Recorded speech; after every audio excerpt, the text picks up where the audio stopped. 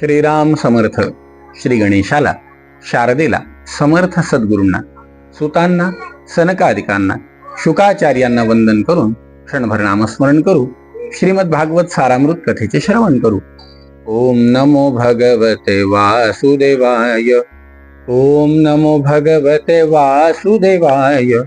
ओम नमो भगवते वासुदेवाय. ओम नमो भगवते वासुदेवाय. ओम नमो भगवते वासुदेवाय. गोपाल कृष्ण भगवान की जय. सच्चिदानंद रूपाय विश्वोत्पत्त्यादि हेतवे तापत्रय विनाशाय श्रीकृष्णाय वयं नमः. श्रोते हो नमस्कार. शुकाचार्य म्हणतात, राजा, भगवंताच्या अलौकिक चारी युगामध्ये असलेल्या रूपांचं, चारी युगामध्ये भगवंत कोणत्या साधनेने प्रसन्न होईल याचं आणि भगवंताच्या विविध नामाचं वर्णन ज्या वेळेला करभाजन नारायणांनी केलं त्यावेळेला राजाला जो आनंद झाला तो आनंद अवर्णनीय आहे. करभाजन स्वामी म्हणायला लागले, राजा, कलिं सभाजयन्त्यार्या गुणज्ञा सारभागिनः यत्र संकीर्तनेनैव सर्वस्वार्थोभिलभ्यते. कलियुगामध्ये केवळ संकीर्तनानेच सगळे मनोरथ पूर्ण होणार. म्हणून या युगाचा हा गुण जाणणारे सारग्राही श्रेष्ठ पुरुष कलियुगाची अतिशय प्रशंसा करतात. कारण कलियुगामध्ये नामस्मरणाला, भगवंताच्या नामसंकीर्तनाला फार महत्त्व आहे. म्हणून जेव्हा जेव्हा वेळ मिळेल तेव्हा तुकाराम महाराज आपल्याला सांगतात की लोक हो, भगवंताचं नाम अखंड घेत राहा. कारण सगळ्यात सोपं ते नामसंकीर्तन साधन पैसोपे. नामसंकीर्तन साधन पैसोपे. जळतील पापे जन्मांतरीची. जळतील पापे हो, जळतील पापे जन्मांतरीची. नामसंकीर्तन साधन पैसोपे. नामसंकीर्तनाचं साधन सर्वात सोपं आहे. याने होईल काय? जळतील पापे जन्मांतरीची. जन्मजन्मांतरी केलेल्या पातकांचा नाश करण्याची ताकद कलियुगामध्ये नामसंकीर्तनामध्ये आहे. न लागे सायास जाणे वनांतरा. वनामध्ये जाण्याची गरज आहे का? नाही. सुखे येतो घरा नारायण. सुखे येतो घरा हो, सुखे येतो घरा. सुखे येतो घरा नारायण. नाम संकीर्तन साधन पैसोपे. करायचं फक्त एवढंच आहे, ठाईचं बैसोनी करा एक चित्त. आवडी अनंत आळवावा. त्याला आळवताना काय करायचं आहे? फक्त राम कृष्ण हरी विठ्ठल केशवा मंत्र हा जपावा सर्व काळ. या वीण आनिक असता साधन वाहातसे आण विठोबाची. तुकाराम महाराज म्हणतात, शपथ घेऊन सांगतो, यापेक्षा जर तुम्हाला कलियुगामध्ये आणखीन काही सोपं, सरळ आणि सहज उपलब्ध झालं तर देवा शपथ तुम्ही म्हणाल त्या गोष्टी मी करायला तयार आहे. पण यापेक्षा साधन सोपं सापडणार नाही. तुका म्हणे सोपे आहे सर्वाहुनी. शहाणा तो धनी घेतो येथे. शहाणा तो धनी. फक्त एवढं आहे की तुकाराम महाराज म्हणाले, हे सोपं आहे सर्वाहुनी. काहीही शोधायला गेलं तर सगळ्यात सोपं भगवंताचं नाम. आणि हे भगवंताचं नाम सोपं आहे, साधं आहे, सरळ आहे. पण फक्त घेणं हे फार महत्त्वाचं आहे. कारण साधनं अनेक शोधून काढता येतील, मार्ग अनेक मिळतील. किती मार्ग मिळाले याला महत्त्व नाही. आपण प्रवास किती केला याला महत्त्व आहे.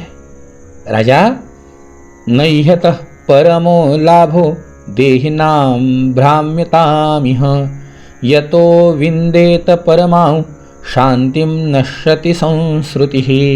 संसार चक्रामध्ये फिरणाऱ्या माणसांना भगवंताच्या नामसंकीर्तनापेक्षा अधिक दुसरा लाभ नाही, कारण त्यामुळेच त्यांच्या संसाराचा नाश होऊन त्यांना परमशांतीचा अनुभव येतो. राजन, कृतादिषु प्रजा राजन कला विच्छन्ति संभवम कलौ खलु भविष्यन्ति नारायण परायणाः. सत्य, त्रेता, द्वापार या युगांमध्ये प्रजेला असं वाटते की आपला जन्म कलियुगात व्हावा, कारण कलियुगात काही ठिकाणी भगवतपरायण भक्त जन्माला येतील. म्हणून महाराज, कलियुगात द्रविड देशामध्ये पुष्कळसे भक्त होतील. राजा, कावेरी च महापुण्या प्रतीची च महानधी ये पिबन्ति जलं तासां मनुजा मनुजेश्वरः प्रायो भक्त्या भगवती वासुदेवे मलाशयः. जिथे ताम्रपर्णी, कृतमाला, पयस्विनी, परमपवित्र कावेरी, महानदी आणि प्रतीची नावाच्या नद्या वाहतात. राजन, जे लोक या नद्यांचं पाणी पितात त्यांचे अंतःकरण शुद्ध होते आणि ते बहुधा भगवान वासुदेवांचे भक्त होतात. राजन, जो कर्तृत्व भाव सोडून सर्वात्म भावाने शरणागत वत्सल भगवंत मुकुंदांना शरण जातो, तो देव, ऋषी, भूत, कुटुंबीय, अतिथी आणि पितर यांच्या ऋणातून मुक्त होतो. तो कुणाचाही सेवक किंवा कोणाच्याही ऋणात राहत नाही. मंडळी, जेव्हा मनुष्य जन्म प्राप्त होतो तेव्हा मनुष्यावर कुणाकुणाचं ऋण असतं बघा. देवांचं, ऋषींचं, भूतांचं, कुटुंबियांचं, अतिथी आणि पितर या सगळ्यांचं. भूत याचा अर्थ आपण जसं आपल्याला माहिती आहे, आपण जर कधी पंचमहायज्ञ वाचले असतील, ऐकले असतील, तर याच्यामध्ये आपल्याला कुत्र्याला घास टाकायला सांगितला, मुंग्यांना घास टाकायला सांगितला, कावळ्याला घास टाकायला सांगितला, गाईला घास. हे जे सगळ्या जीवांमध्ये भगवंत व्यापलेला आहे त्यांची तृप्ती, यांचंही ऋण आपल्यावरती आहे. जो भक्त आपल्या प्रियतम भगवंताच्या चरणकमलांचे अनन्य भावाने भजन करतो, त्याच्याकडून चुकून एखादे पापकर्म घडले तरीही त्याच्या हृदयात असलेले परमपुरुष श्रीहरी ते सगळे धुवून टाकतात. याच्याकरता अंतःकरणामध्ये भगवंताचा वास असणं गरजेचं आहे. आणि अंतःकरणामध्ये भगवंताचा वास कसा होईल, तर आमच्या जनाबाईंनी फार सुंदर सांगितलं आहे. साठविला हरी जेने हृदय मंदिरी. भगवंताला हृदय मंदिरामध्ये स्थापन कसं करायचं, तर हृदय मंदिरामध्ये त्याला त्याच्या नामस्मरणाने, त्याचं नाम घेत घेत घेत अखंड श्वासाश्वासाला जेव्हा आम्ही नाम घेऊ, जेव्हा अखंड त्याचं चिंतन करू, तेव्हा तो आपल्या हृदयात येऊन बसेल. आणि जेव्हा भगवंत हृदयामध्ये येऊन बसेल ना, जनाबाई सुंदर म्हणल्यात, हरी या हो आता मंदिरी. आमच्या हृदय मंदिरात आपण या. नाही कोणी दुसरे घरी. कोणी दुसरं घरी ठेवलं नाही. काम नाही, क्रोध नाही, लोभ नाही, मोह नाही, माया नाही, हे सगळ्यांना बाहेर काढून टाकलं. आपण या. आणि जेव्हा त्याला हृदय मंदिरामध्ये साठवावं तर लागणार, हृदय मंदिरातच साठवावं लागणार. अहो, म्हणून तर जनाबाई पुन्हा म्हणल्या काय, अरे धरीला पंढरीचा चोर, गळा बांधून या दोर, गळा बांधून या दोर, हो धरीला पंढरीचा चोर. कुठे? हृदय बंदी खाना केला, आत विठ्ठल कोंडीला. हृदय बंदी खाना केला, आत विठ्ठल कोंडीला. त्याला बांधून ठेवलं कसं?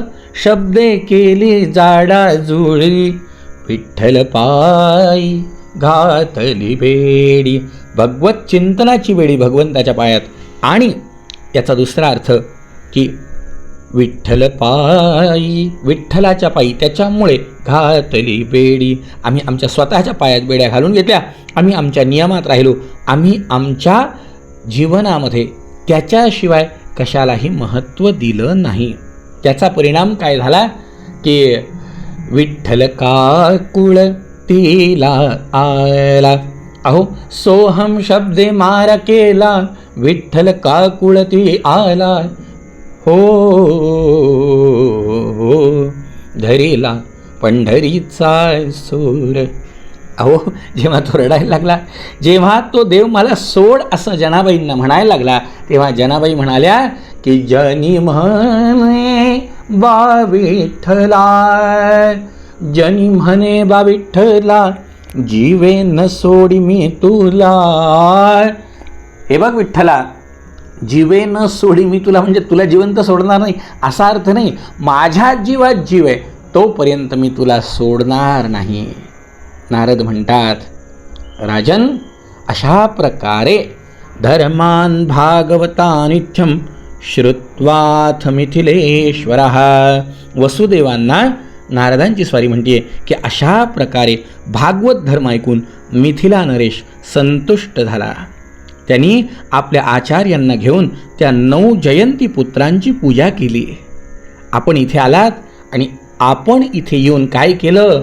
होतो भवसागरी बुडत, कसे निघावे बाहेर यातुनी, नव्हते मुळी कळत. आपल्या चरण कमलांनी मार्ग दाखवला. त्यांनी काय झालं? होतो दुःखी संसारी, त्रिविध ताप हे नासून अमुचे कोण आम्हा तारी. तिथे आपण सावली मिळे कल्पतरूची, कल्पतरूप्रमाणे आपली सावली आम्हाला मिळाली. महाराज काय सांगावं, आपण आलात म्हणून आपण सगळ्या शास्त्रांचं मंथन करून माझ्या 9 प्रश्नांची उत्तरं दिले. मंथन करुनी शास्त्रांचे बोधामृत नवनीत भरविले आम्हा धर्मांचे. केवळ मूर्ती ज्ञानाची कृपा सिंधू भव तारक अमुच्या माय माऊलीचे. अखंड आमच्याकडनं अशा प्रकारे सेवा करून घ्या. राजा अशा प्रकारे जेव्हा विनंती केली तेव्हा सर्वांदेखतच ते सिद्ध अंतर्धान पावले. निमीने त्यांच्याकडून ऐकलेल्या भागवत धर्माचे आचरण केले आणि परमगती प्राप्त करून घेतली. हे वसुदेवा, तूही ऐकलेल्या या भागवत धर्माचे जर श्रद्धेने आचरण करशील तर शेवटी सर्व आसक्तींपासून मुक्त होऊन भगवंताचे परमपद प्राप्त करून घेशील, ज्या पदाची इच्छा तुझ्या मनामध्ये आहे. युवयो खलु दंपत्योर यशसा पुरितं जगत. तुम्ही दाम्पत्याच्या कीर्तीने सर्व जग भरून गेले आहे, कारण सर्व शक्तिमान भगवान श्रीकृष्ण आपले पुत्र झालेत. त्यामुळे तुम्हा दाम्पत्याच्या कीर्तीने सगळं जग दुमदुमून गेलंय. श्रीकृष्णांवर पुत्र प्रेम करणाऱ्या तुम्ही त्यांच्या संबंधीच्या दर्शन, आलिंगन, बोलणं, चालणं, झोपवणं, बसवणं, जेवू घालणं आदींद्वारे आपले हृदय शुद्ध करून घेतलेत. शिशुपाल, पौंड्रक, शाल्व आदी राजांनी वैरभावाने का असेना श्रीकृष्णांचे चालणे, लीलाविलास पाहणे आदींचे झोपताना बसताना चिंतन केले आणि त्या योगाने त्यांची वृत्तीसुद्धा भगवान गोपाल कृष्णांच्या स्वरूपात मिळाली. श्रीकृष्णाकार वृत्ती त्यांची झाली. त्यामुळे ते सारूप्य मुक्तीचे अधिकारी झाले. तर मग जे लोक अनन्य प्रेमभावाने त्यांचे चिंतन करतात त्यांच्याविषयी किती महिमा सांगावा. श्रीकृष्णांना तुम्ही फक्त तुमचा पुत्र समजू नका. ते सर्वात्मा, सर्वेश्वर, सर्व कारणांच्या पलीकडचे आणि अविनाशी आहेत. त्यांनी मायेने मनुष्यरूप प्रगट करून आपले ऐश्वर झाकून ठेवलेत. पृथ्वीला भारभूत झालेल्या राजारूप असुरांचा नाश, संतांचे रक्षण आणि जीवांना मुक्ती देण्यासाठीच ते अवतीर्ण झाले आहेत. म्हणूनच त्यांची कीर्ती सगळ्या जगात गायली जाते. शुकाचार्य म्हणतात, नारदांच्या तोंडून हे सर्व ऐकून भाग्यवान वसुदेव आणि भाग्यवती देवकी या दोघांनाही अतिशय आश्चर्य वाटलं. त्यांच्या मनात जो काही मोह शिल्लक होता तो त्यांनी त्याच क्षणी सोडला. राजन, इतिहासमिमं पुण्यं धारयेद्यः समाहितः सविधूहे शमनं ब्रह्मभूताय कल्पते. अशा प्रकारचा पवित्र इतिहास जो एकाग्र चित्ताने आत्मसात करतो तो आपला सगळा शोक मोह दूर सारून ब्रह्मपदाला पोहोचतो. श्रोते हो, या ब्रह्मपदाला पोहोचण्यासाठी नवनारायणांनी केलेला उपदेश आणि कलियुगातलं नामस्मरण हे जर आपण नित्य केलं तर निश्चितच भगवंताची कृपा आपल्याला प्राप्त होईलच. या पुढचा कथाभाग ऐकूया उद्याच्या भागामध्ये. जय जय रघुवीर समर्थ.